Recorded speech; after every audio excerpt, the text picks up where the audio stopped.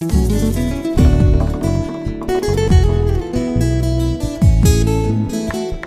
la machine à broyer, je donnais la définition recruter, casser, jeter, c'est la définition que vous donnez de votre métier. Est-ce que c'est la définition de votre métier ou est-ce que c'est votre définition de la façon dont vous exerciez votre métier ? C'est la définition de ma perception du métier comme il est aujourd'hui appliqué et depuis plusieurs décennies dans de très grands groupes et dans de très nombreuses entreprises. On n'a pas trouvé de meilleur flic que le salarié lui-même. Bien sûr. Qu'est-ce que ça veut dire ? Que la meilleure personne pour se mettre la pression pour travailler et pour surveiller ses copains, c'est le salarié lui-même. Pensez que les salariés se surveillent entre eux. Je pense écoutez, je ne sais pas s'ils se surveillent entre eux, mais vous seriez étonné de voir avec quelle facilité vous pouvez obtenir des témoignages d'un salarié vis-à-vis d'un autre pour défendre l'entreprise auprès d'hommes. 1000 en 25 ans, ça fait 40 par an. Oui.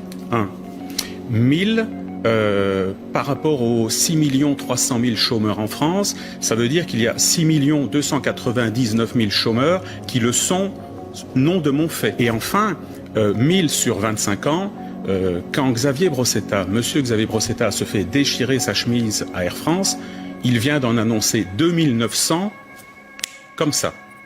Donc Xavier Brossetta, DRH d'Air France. En ce qui concerne les licenciements, je suis un tout petit joueur. Comment est-ce que vous ciblez les salariés qui doivent partir ? C'est pas moi qui les cible, c'est le manager. Comment est-ce le manager cible le salarié qui doit partir ? Qu'est-ce que c'est qu'un bon salarié qui peut rester dans une entreprise ? Comprenez derrière ma question, est-ce qu'il faut être brillant pour avoir une chance de rester et d'évoluer, ou au contraire pas trop brillant voilà. Alors, il y a une qualité dans tous les grands groupes qu'il faut avoir, c'est être conformiste. Bien être dans le moule. Déjà, ça augmente vos chances de survie et de probabilité de progression.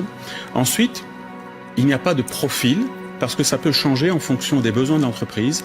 J'ai vu des départements, ou plutôt des personnes travaillant en recherche et développement, être considérées comme des cadors un mois, et puis l'entreprise décide de ne plus s'intéresser à leur domaine d'expertise. Ces gens-là n'avaient, aux yeux de l'entreprise, plus aucune valeur quelques semaines plus tard. Est-ce que je regrette ? Ce que j'ai fait, ce que les entreprises m'ont demandé de faire, mais que j'ai fait, je n'aurais pas pu le faire si la loi ne m'y autorisait pas. Je n'aurais pas pu le faire si, quand j'enfreignais la loi, le risque de me faire prendre était minime. Je n'aurais pas pu le faire si, lorsque j'étais pris, je ne risquais pas autre chose qu'une petite tape sur la main. Je n'aurais pas pu le faire s'il y avait plus de liens entre les salariés. Je n'aurais pas pu le faire si les salariés soutenaient beaucoup plus leurs représentants syndicaux. Alors, est-ce que je regrette ? Moi, je vous pose la question à vous, je vous pose la question aux auditeurs. Est-ce que vous regrettez de ne rien avoir fait quand c'est votre collègue qui s'est fait gicler ? Est-ce que vous regrettez de ne pas être descendu dans la rue pour défendre le droit du travail, qui est attaqué depuis 30 ans par tous les gouvernements de gauche ou de droite ? Je vais répondre à votre question maintenant sur le regret. Quoi que je pense, quoi que je ressente, chaque fois qu'on me posera cette question en public, sur un plateau de télévision ou à la radio, je répondrai non, je ne regrette rien. Parce que ce serait trop facile. Ce serait la jouer à la Lance Armstrong qui va dans son petit costume du dimanche, voir Oprah Whitney, la bénédicte de châtelier américaine, qui verse une petite larme. Il a endoffé tout le monde pendant 15 ans, il verse une petite larme, il regrette. Non, en tout cas, vous ne recommenceriez pas. Je ne recommencerai pas, mais je n'ai pas terminé. Dire je regrette, ce serait beaucoup trop facile. Et je pense même que ce serait manquer de respect aux gens qui ont souffert de moi et aux gens bien plus nombreux qui ont souffert des techniques que je dénonce et des techniques d'autres.